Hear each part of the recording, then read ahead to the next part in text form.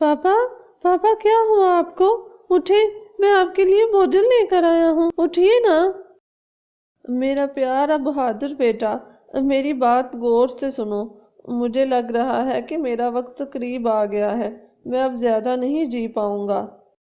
पापा, कैसी बातें कर रहे हैं आप? कुछ भी नहीं होगा आपको, मैं आपको कुछ भी नहीं होने दूंगा। चिंटू की आवाज को सुनकर सारे पक्षी वहां पर आ जाते हैं। क्या हुआ चिंटू बेटा?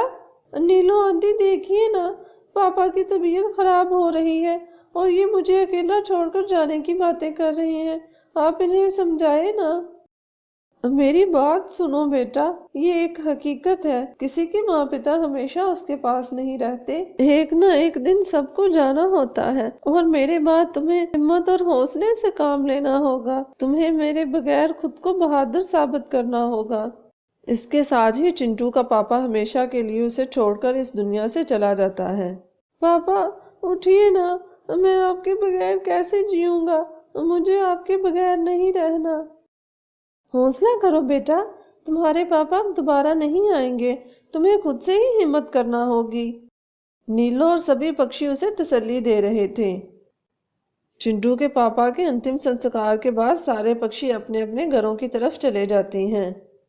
अच्छा बेटा, मैं भी अब चलती हूँ, तुम ये भोजन खा लो और सो जाओ, और अगर तुम्हें डर लगे तो मेरी तरफ आ जाओ। नहीं नीलू आंटी, मुझे पापा का बहादुर बेटा बनना है। उन्होंने मुझे कहा था कि मैं अकेले ही सब कुछ करूं। अगले दिन, टूनी बेटा तुम घर का ख्याल रखना, मैं जरा चिंटू को देख कर आऊं, पता नहीं उसने रात कैसे गुजारी। नीलो चिंटू के घर आती है तो वहां पर पहले से ही उसकी चाचा और चाची आए हुए थे। नमस्ते बहन जी। नमस्ते चाची, ये नीलो आंटी हैं, इन्होंने पापा के बाद मेरा बहुत ख्याल रखा।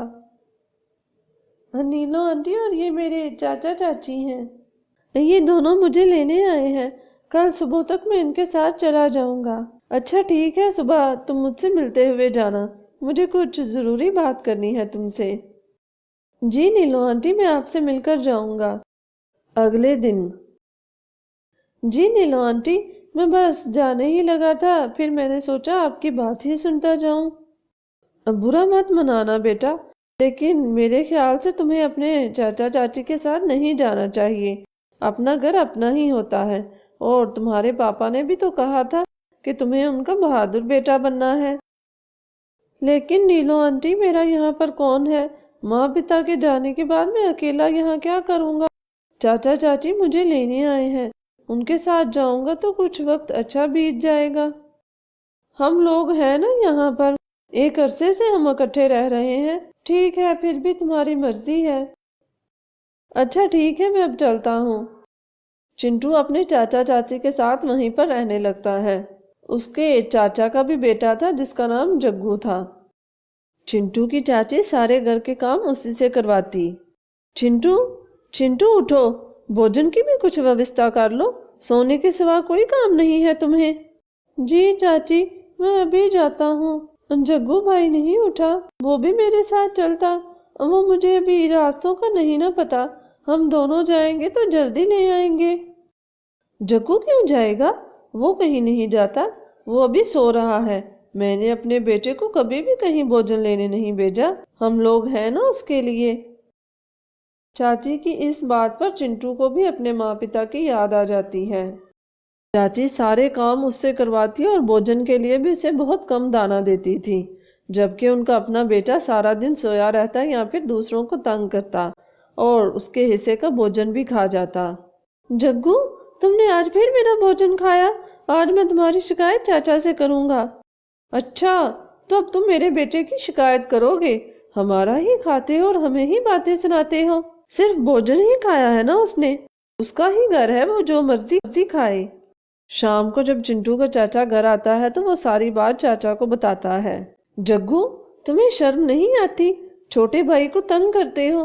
अगर आइंदा से मुझे तुम्हारी शिकायत मिली तो वो दिन तुम्हारा इस घर में आखिरी दिन होगा। आइंदा से मुझे अपनी शक्ल मत दिखाना। बाबा, मैंने नहीं खाया। अच्छा नहीं किया तुमने, देख लूंगा मैं तुम्हें। आज तुम्हारी वजह से पापा ने मुझे घर से निकालने की धमकी दी है। इस घर से तो अब तुम निकलोगे, और वो भी बहुत जल्दी।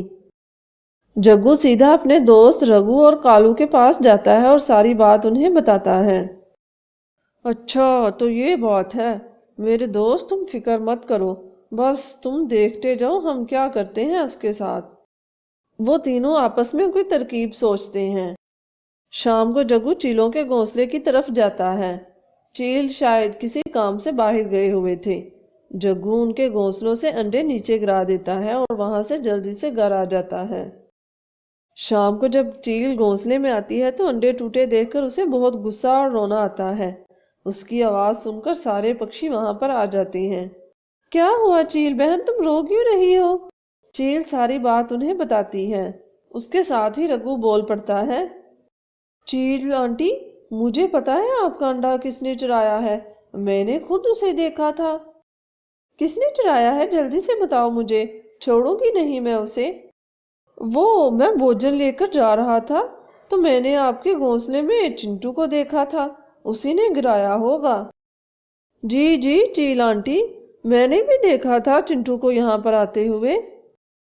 نہیں نہیں چیل آنٹی، میں نے ایسا کچھ نہیں کیا، مجھے تو آپ کے گھر کا بھی اچھے سے نہیں پتا، اور میں بھلا ایسا کیوں کروں گا؟ ہاں ہاں چیل آنٹی، چنٹو صبح سے ہی گھر سے غائب تھا، ضرور اسی نے کیا ہوگا۔ صحیح کہتے ہیں کہ کسی کی اولاد کی کبھی بھی ضمانت مت لو۔ تمہاری وجہ سے آج میں نے اپنے اکلوتے بیٹے کو ڈانٹا، اور آج تمہاری ہی وجہ سے مجھے کتنی شرمندگی ہو رہی ہے۔ چیل بہن، معاف کر دیں، مجھے نہیں پتا تھا کہ یہ ایسا نکلے گا، میں تو اسے ترس کھا کر لے آیا تھا۔ کوئی بات نہیں، اس میں بھلا آپ کا کیا قصور؟ دفع ہو جاؤ یہاں سے، اور ہاں، گھر آنے کی ضرورت نہیں ہے، میری طرف سے تم جیو یا پھر مرو۔